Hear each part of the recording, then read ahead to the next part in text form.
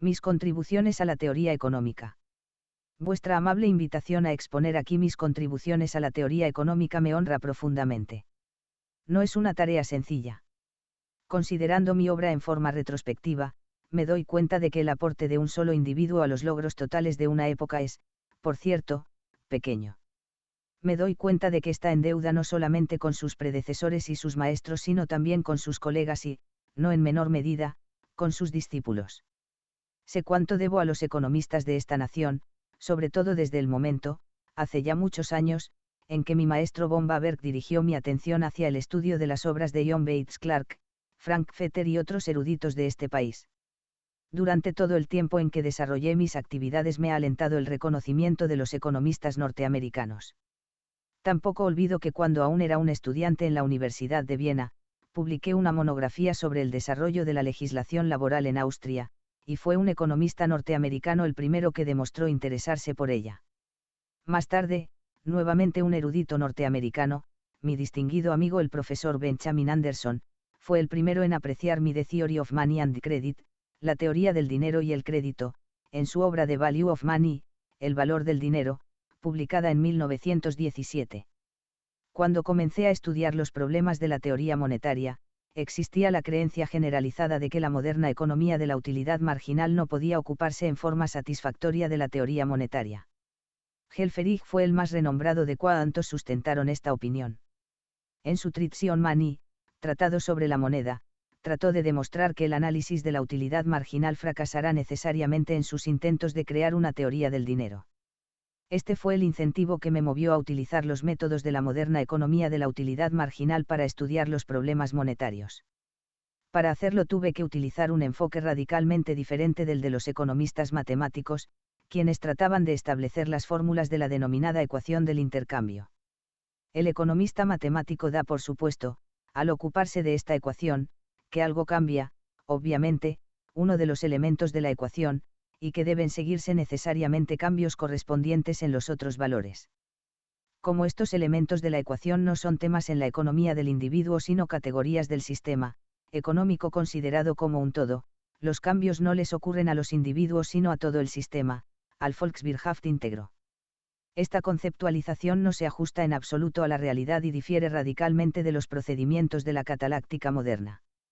Representa una vuelta a la forma de razonamiento que condenó a la frustración la obra de los antiguos economistas clásicos. Los problemas monetarios son problemas económicos y deben ser tratados de la misma manera que los demás problemas económicos. El economista monetario no tiene que habérselas con entidades universales como el volumen del comercio, considerado como el volumen del comercio total, o la cantidad de dinero, considerada como la totalidad del dinero circulante en el sistema económico íntegro. Menos aún puede emplear la vaga metáfora de la velocidad de circulación. Tiene que darse cuenta de que la demanda de dinero proviene de las preferencias de los individuos dentro de una sociedad regida por una economía de mercado.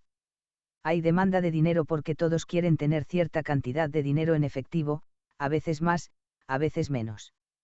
El dinero nunca está sencillamente en el sistema económico, nunca está simplemente circulando. Todo el dinero disponible se encuentra siempre en forma de efectivo en poder de alguien. Cada unidad monetaria puede en algún momento, y con mayor o menor frecuencia, pasar de unas manos a otras, pero siempre es poseída por alguna persona y forma parte de las disponibilidades de efectivo de alguien. Las decisiones de los individuos con respecto al monto de sus posesiones de dinero en efectivo, sus elecciones entre las ventajas y las desventajas de tener más efectivo en su poder, constituyen el factor fundamental para la formación del poder adquisitivo. Los cambios en la oferta o en la demanda de dinero nunca se producen al mismo tiempo para todos los individuos, tampoco tienen idéntico alcance para todos, en consecuencia, no influyen en la misma medida sobre sus juicios de valor ni sobre su conducta como compradores y como vendedores. Por lo tanto, los cambios en los precios no afectan a todos los bienes simultáneamente y en el mismo grado. La fórmula excesivamente simple de la primitiva teoría de la cantidad y de los economistas matemáticos contemporáneos según la cual los precios, es decir, todos los precios, se elevan o caen en proporción con el aumento o la disminución en la cantidad de dinero, es absolutamente errónea. Al estudiar los cambios monetarios debemos considerarlos como aquellos que se producen en primer lugar solo para algunos grupos de individuos y poco a poco se extienden a la totalidad del sistema económico, hasta el punto en que la demanda adicional de los que se han visto beneficiados en primer lugar alcanza a otras clases de individuos. Solo así lograremos una verdadera comprensión de las consecuencias sociales de los cambios monetarios. A partir de estos conceptos desarrollé una teoría general del dinero y del crédito y traté de explicar la teoría de los ciclos como un fenómeno crediticio. Esta teoría, que hoy se denomina teoría monetaria o, en ocasiones, teoría austríaca de los ciclos, me llevó a realizar ciertas críticas sobre el sistema crediticio continental, especialmente el alemán. Al principio, los lectores se interesaron más en mis opiniones desfavorables sobre las tendencias de la política del Banco Central de Alemania y en mis pronósticos pesimistas, que nadie creía en 1912, hasta que pocos años más tarde se demostró que las cosas eran mucho peores que lo que yo había predicho. El destino del economista es que la gente se interese más en sus conclusiones que en sus explicaciones, y que se muestre renuente a abandonar una política cuyas consecuencias indeseables, pero inevitables, aquel ha demostrado. A partir de mis estudios sobre los problemas monetarios y crediticios, que posteriormente me impulsaron a fundar el Instituto Austríaco para la Investigación de los Ciclos Económicos, comencé a estudiar el problema del cálculo económico en una comunidad socialista. En mi ensayo acerca del cálculo económico en un mundo socialista, publicado por primera vez en 1920, y más tarde en mi libro Socialism, el socialismo, demostré que un sistema económico en el cual no existe la propiedad privada de los medios de producción, no puede hallar ningún criterio para determinar los valores de los factores de la producción, y en consecuencia es incapaz de calcular. Desde que me ocupé por primera vez de este punto, han aparecido docenas de libros y cientos de artículos en idiomas diferentes que han tratado el problema. Esta discusión no ha echado por tierra mi tesis.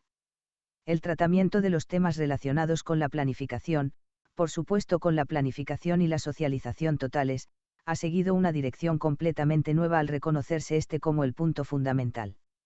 Del estudio comparativo de los rasgos esenciales de la economía capitalista y de la economía socialista pasé al problema conexo de si hay, además de estos dos sistemas concebibles de cooperación social, a saber, propiedad privada y propiedad pública de los medios de producción, un tercer sistema social posible. Reiteradamente se ha sugerido la existencia de esta tercera solución, un sistema que, según sus proponentes, no es socialismo ni capitalismo sino un término medio entre ambos que evita las desventajas y conserva las ventajas de cada uno de ellos. He tratado de examinar las implicaciones económicas de estos sistemas de interferencia gubernamental y de demostrar que no pueden alcanzar los objetivos que se desea lograr con su aplicación. Posteriormente he ampliado el campo de mis investigaciones para poder incluir en ellas los problemas del Estado corporativo, la panacea recomendada por el fascismo. Al tratar tales asuntos se hace necesaria una aproximación al tema de los valores y de los fines de la actividad humana. El reproche que los sociólogos hacen a los economistas en el sentido de que estos se ocupan de un hombre económico y real no puede sostenerse por más tiempo. He intentado demostrar que los economistas nunca han sido tan estrechos de miras como suponen sus críticos. Los precios cuya formación tratamos de explicar son una función de la demanda, y no importa qué motivos han animado a quienes tomaron parte en la transacción. Es indiferente si los móviles de los que desean comprar son egoístas o altruistas, morales o inmorales, patrióticos o no patrióticos. La economía se ocupa de los medios escasos para alcanzar fines, independientemente de la calidad de los fines. Aunque estos se encuentran más allá del alcance de la racionalidad, cada acción consciente orientada hacia una meta específica es necesariamente racional. La actitud de condenar a la economía porque es racional y tiene que ver con la racionalidad, es fútil. La ciencia es siempre racional. En mi tratado sobre teoría económica, me he ocupado no solo de los problemas económicos de una sociedad regida por una economía de mercado, sino también de las economías de todos los demás tipos imaginables de cooperación social. Creo que esto resulta indispensable en un mundo en el cual se encuentran comprometidos los principios fundamentales de la organización económica.